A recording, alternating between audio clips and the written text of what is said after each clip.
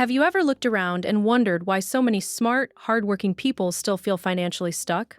I'm Amy, and after years around high-pressure finance and accounting environments, I noticed something uncomfortable. It usually isn't laziness that traps people. It's habits. Small habits, socially approved habits, normal habits, the kind that look responsible on the outside, but quietly steal freedom on the inside. You go to work, collect the paycheck, upgrade a few things, stay busy, stay tired, and tell yourself you're doing fine. But are you actually building a life or just financing one? That question matters more than most people realize. Because the rat race rarely begins with one huge bad decision. It begins with tiny choices repeated for years. And the scary part is that many of those choices are praised by society. Today, I want to break down the middle-class habits that keep people financially dependent, emotionally drained, and permanently behind their own dreams. More importantly, I want to show you how to avoid them, because once you see these patterns clearly, it becomes much harder to keep living on autopilot. Let's start with one of the most common traps: getting comfortable with being underpaid. A lot of people stay loyal to employers who are not loyal to them. They work harder, take on more responsibility, become more valuable, and still receive raises that barely move the needle. Maybe it's 3%, maybe 4%. Sounds acceptable, right? Not if inflation is eating more than that. In real terms, you may be earning less even while doing more. That means another year of effort, another year of experience, and less actual purchasing power. Why do people accept it? Because predictability feels safe. You know the payday, you know the routine. But comfort can be expensive. In many cases, switching companies creates a much bigger pay jump than staying put. The market often pays new hires better than loyal employees. Isn't that absurd? A company may hesitate to reward the person already proving their value, then offer a significantly higher salary to replace them. So what should you do? Know your market value, talk to recruiters, network with people in your industry, compare salary ranges, learn what similar roles pay in other firms, other sectors, even other cities. And if the numbers show you're being undervalued, don't romanticize loyalty. Loyalty without compensation is just emotional discounting. If moving roles increases your income by 10, 15, or 20%, that's not a minor lifestyle bonus. That is capital you can save, invest, and use to buy back future freedom. Now let's talk about another silent wealth killer: upgrading your life too fast. The moment many people get a raise, a bonus, or their first decent salary, they celebrate by increasing fixed expenses. The car gets upgraded first. Why? Because monthly payments make expensive things feel affordable. You stop asking, "Can I afford this car?" and start asking, "Can I handle this payment?" And that mindset can keep you locked into years of unnecessary financial pressure. A flashy car may impress strangers for 7 seconds. The payment can burden you for 5 years. Think about that trade-off. The same thing happens with housing. Banks may approve you for far more than you should realistically spend. But just because a bank is willing to lend you a large amount, doesn't mean that amount supports a calm, flexible life. A bigger house often means a bigger mortgage, higher taxes, more maintenance, more furniture, and more pressure to keep earning at the same pace.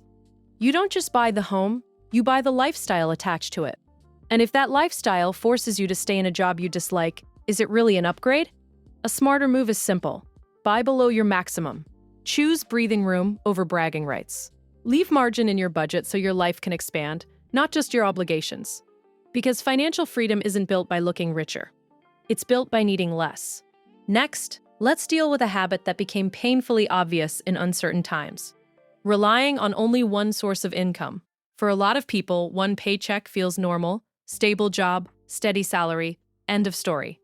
But one income stream means one point of failure. If your employer cuts jobs, reduces hours, restructures teams, or simply decides you're replaceable, your entire financial system can collapse at once.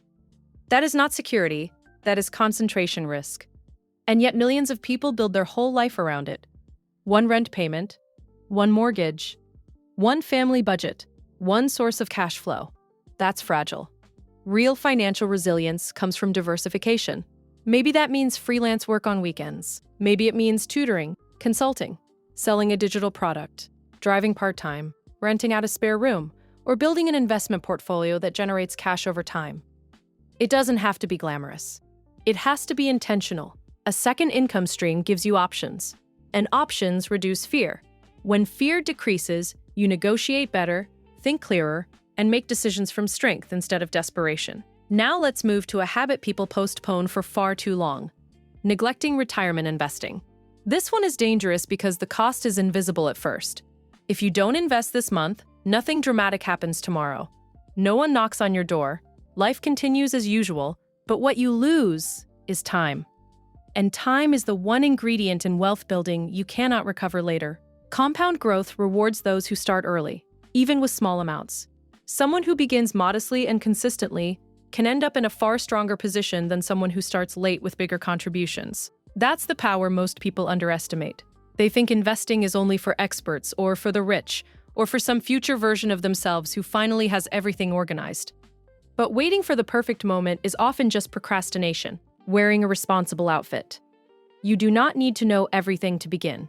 You need to begin. Simple, diversified investing options exist for a reason. The bigger mistake is staying out of the game entirely, while your money loses value and your future self absorbs the consequences. If your older self could speak to you today, do you think she would ask for another impulsive purchase? Or a stronger investment account? I think we know the answer. Another pattern that keeps people trapped is confusing consumption with progress. Buying things can feel like movement. A new phone, a new couch, another subscription, another convenience, another reward for surviving the week. But consumption is not the same as creation.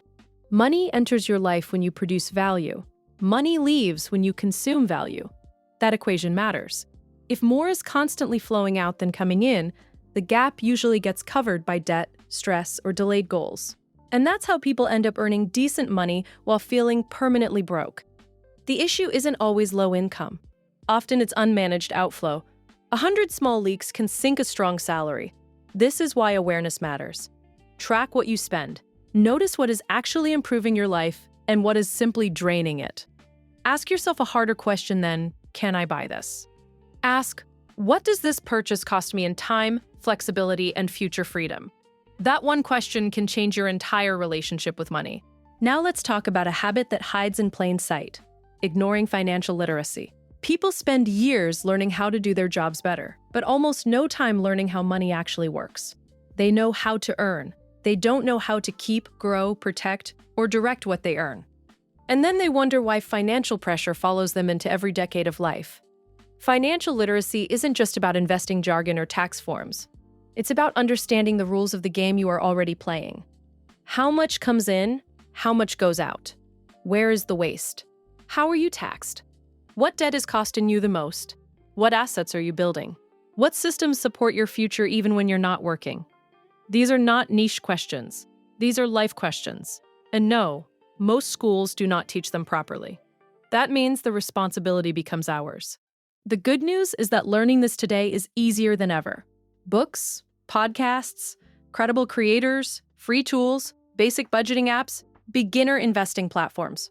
All of it is available. You don't need perfection, you need curiosity and consistency.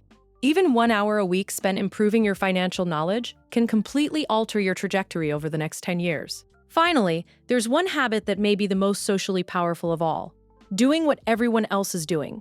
This is where so many people lose themselves. They spend because their friends spend, they upgrade because their coworkers upgrade.